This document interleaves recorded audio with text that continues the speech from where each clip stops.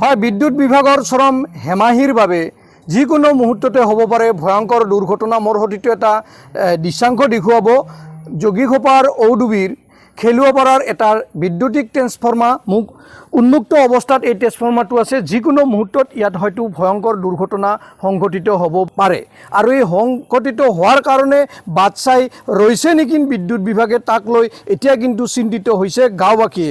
কাৰণ যিকোনো এই যি উন্মুক্ত ট্ৰেন্সফৰ্মাৰটো আছে, ট্ৰেন্সফৰ্মাৰটোত হয়তো যিকোনো মুহূৰ্ততে হয়তো ভয়ংকৰ দুৰ্ঘটনা হ'ব। তাৰ প্ৰতি তেওঁলোকে শংকিত হৈ পৰিছে গাঁওবাসীয়ে। কাৰণ চৰম হেমাহিৰ বাবে এই উন্মুক্ত অৱস্থাত এতিয়া আছে এই ট্ৰেন্সফৰ্মাৰটো। আৰু এই ট্ৰেন্সফৰ্মাৰটো যিহেতু ঔডুবিৰ খেলুৱাপাৰা গাঁৱত এইদৰে উন্মুক্ত অৱস্থাত আছে এই ট্ৰেন্সফৰ্মাৰটো। মোৰ লগত স্থানীয় গাঁওবাসী আছে, কি ক'ব আপোনালোকৰ গাঁৱত ট্ৰেন্সফৰ্মাৰটো?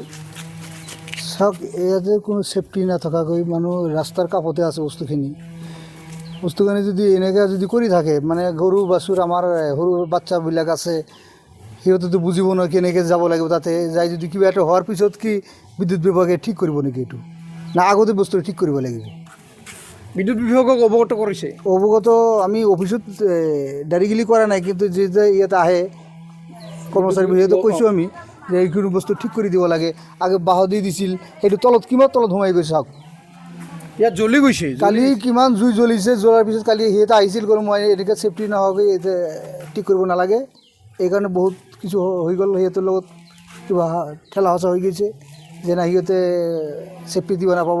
আমি কৈছোঁ ছেফটি দিব নহ'লে ইয়াতে লগাই লাভ নাই। আমাৰ ঘৰৰ মানুহ এটা কিবা এটা হৈ যায়, তাৰপিছত কোনে ৰিক্স ল'ব?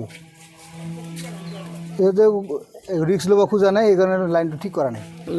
বিদ্যুৎ থাকে না নাথাকে সন্ধিয়াৰ পৰত? বা বিদ্যুৎটো এনে সন্ধিয়াৰ পিছতো নাথাকে। যেমন যিটো আমাৰ হেৰি লগাইছে ইয়াৰ যিটো ৱাট আৰু আমাৰ যিটো এই লাইনৰ ৱাটটো ভল্টেজে নাথাকে সন্ধিয়াৰ পিছত। ফেন নকৰাকৈ হৈছে। উৎকট গৰম, সেই সময়ত কেনেকুৱা কৰে? গৰমতো মানুহটো বাহিৰত ওলাই থাকে, মানে ৰাতি এটালৈকে বাহিৰতে থাকে মানুহ। মানে ফেন যদি নকৰা হয় তেনেকৈ কেনেকৈ থাকে ভিতৰত? মানে যিমান টোটো মোটো আছে এইবিলাক চাৰ্জ দি থাকে, যিমান ইয়াৰ ভল্টেজ পাব লাগে কিন্তু ভল্টেজ নাপায়। এই বিদ্যুৎ বিভাগটো ক'ৰ? অভয়পুৰী না অভয়পুৰী? অভয়পুৰী। এই আপোনালোকৰ যি উন্মুক্ত অৱস্থাত এই ট্ৰেন্সফৰ্মাৰটো আছে, এইটো অৱগত কৰা হৈছে?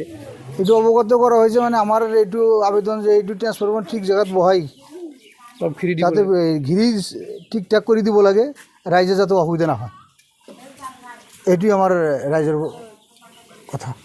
মোৰ সৈতে এক দৃশ্যাংশ দেখুৱাব যে খেলুৱাপাৰাৰ গাঁওবাসী এইটো ওলাই আহিছে। কাৰণ উন্মুক্ত অৱস্থাত যি বিদ্যুৎ ট্ৰেন্সফৰ্মাৰটো, আৰু এই বিদ্যুৎ ট্ৰেন্সফৰ্মাৰটোৰ কাৰণে তেওঁলোকে শংকিত হৈ আছে। কাৰণ এই বিদ্যুৎ ট্ৰেন্সফৰ্মাৰটো যি উন্মুক্ত অৱস্থাত আছে আৰু যিকোনো মুহূৰ্ততে হয়তো ডাঙৰ এটা ভয়ংকৰ দুৰ্ঘটনা হ'ব পাৰে, তাৰ শংকিত হৈ পৰিছে। আৰু বিদ্যুৎ বিভাগক অনতিপলমে ইয়াৰ ব্যৱস্থা গ্ৰহণ কৰিব লাগে। আচলতে ক'ব লাগিব যে গাঁৱৰ মাজত এইদৰে উন্মুক্ত অৱস্থাত যিহেতু এটা ট্ৰেন্সফৰ্মাৰ আছে, আৰু এই ট্ৰেন্সফৰ্মাৰটো অনতিপলমে ঠিক কৰিবৰ বাবে বিদ্যুৎ বিভাগক অৱগত কৰাইছে।